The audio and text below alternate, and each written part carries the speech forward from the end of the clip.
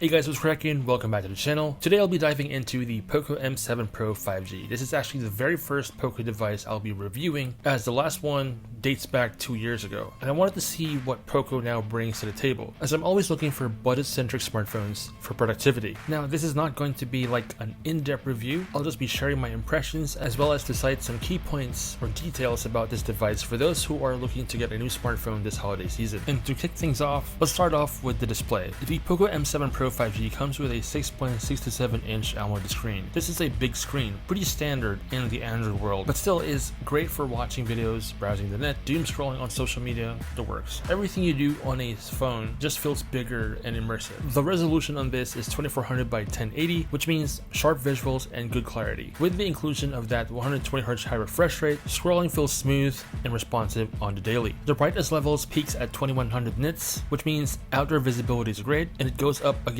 other more expensive counterparts in the market without sacrificing on the quality side of things. All in all, in terms of the display, for the price bracket, this phone sits in pretty nicely and punches way above its class. Next, let's talk about the battery life. The M7 Pro 5G packs in a 5110 mAh battery, which is a nice big number for most users, though the trend now is leaning towards the 6500 to 7000 mAh battery capacity. So a smartphone packing a 5000 mAh mark is still very much acceptable compared to the iPhones of the world, still sitting pretty at the 3000 mAh battery mark. In essence, you can comfortably get a full day of use even with heavy social media scrolling, video streaming, etc. And if you do run low on battery, the device comes packed with a 45-watt charger in the box. This can get you up to 60% in half an hour, which is very much acceptable as opposed to the other products in the market that has a lower milliamp capacity and still takes an hour just to get up to 50%. Now, as far as the form factor is concerned, the M7 Pro 5G has a clean,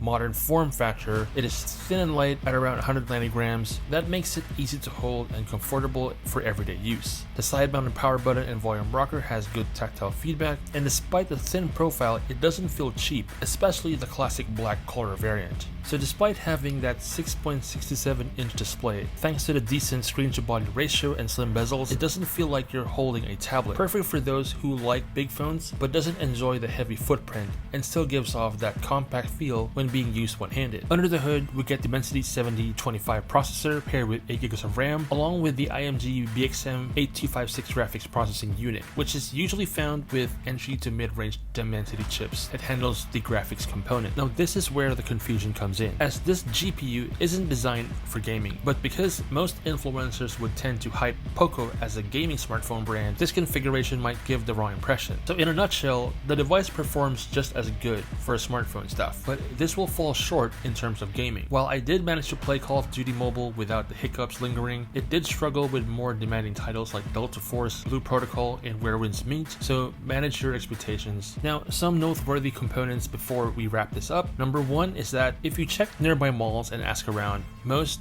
decently spec smartphones with 5G is priced between 13 to 15,000 pesos and up. With the POCO M7 Pro 5G, you get headphone jack, expandable storage, and 5G connectivity, all below the 10,000 price point. Now, the last thing I'd like to mention about the M7 Pro 5G is that this device comes with a decent IP rating. If you're in the Philippines, especially during the rating season, you'd want something that has an IP rating of 64 and above. This is a must.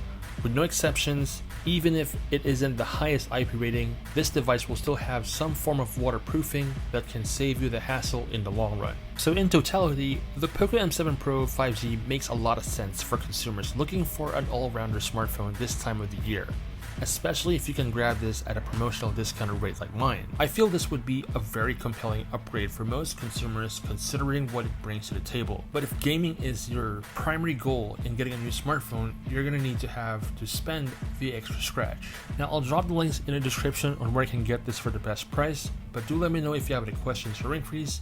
I'll get back to you as soon as I can.